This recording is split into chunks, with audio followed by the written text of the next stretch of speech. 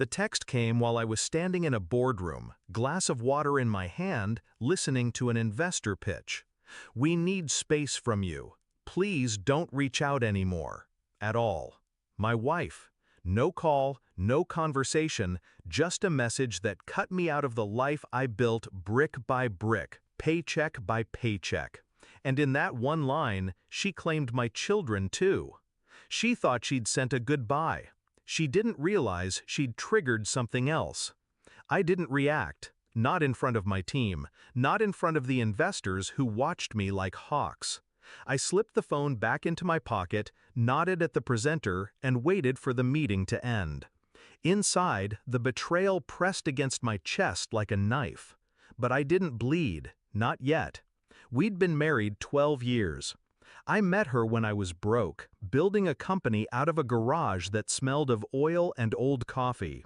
She laughed at my ambition then, told me I lived in fantasy spreadsheets. But when money started rolling in, she wasn't laughing anymore. She was shopping, planning, expanding her comfort. I thought loyalty meant weathering the storms together. Turns out, she was only here for the sunshine. The signs had been there. Late nights at the gym, new perfume, the way she turned her phone face down when I entered the room. But I buried those suspicions under trust. Trust is a fool's investment when the other party has already cashed out. Now, with one message, she confirmed what I refused to see. She wasn't leaving me, she was leaving us, the family, the vows, the future we'd promised. And she was taking my kids into another man's house. That was her mistake, because I don't fight with fists. I fight with leverage. I didn't argue, didn't beg. I simply typed back, "Of course. Tell your lover I'll cancel my $500 million investor check." Then I turned off my phone and waited. By midnight, the calls began. First from her, then from him, then from numbers I didn't recognize. Her friends, her mother, even one of the kids on speaker, coached to plead. I ignored every single one. Because they weren't calling out of love, they were calling out of fear. See, her lover wasn't just a fling. He was a rival executive, a man desperate for the capital I'd promised his firm. Without it, his expansion would choke. Without it, the board would turn on him. I knew this. She didn't. To her, he was an escape. To me, he was leverage. The next morning, the news hit. Major investment deal withdrawn. Questions rise about leadership stability. His face was plastered across financial channels, pale and strained. My wife stood beside him in silence, no ring on her finger, but everyone could see the scandal written in her eyes. Her brave new world crumbled on live television.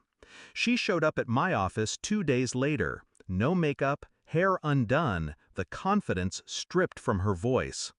"You didn't have to do this," she whispered. I looked at her the way I'd look at a stranger asking for spare change.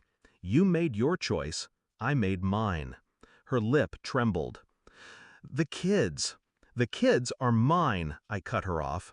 "You walked them into another man's house without consent. That's abandonment. My lawyers will handle the rest."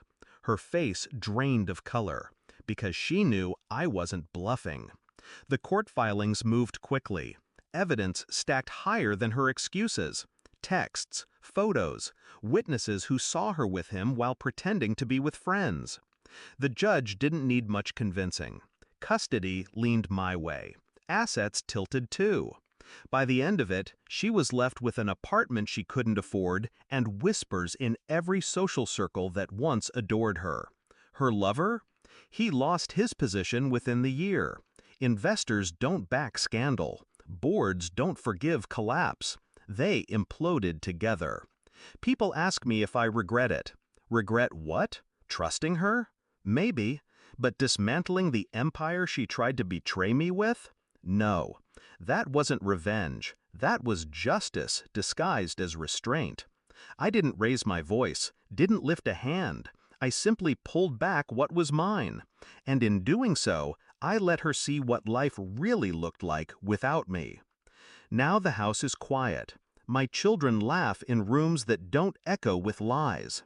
I tuck them in at night and remind myself that love is proven by consistency, not words.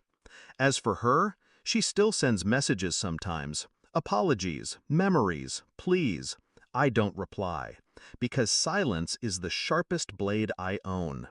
She thought walking away meant freedom, but all she walked into was the wreckage of her own making. And me? I walked into peace.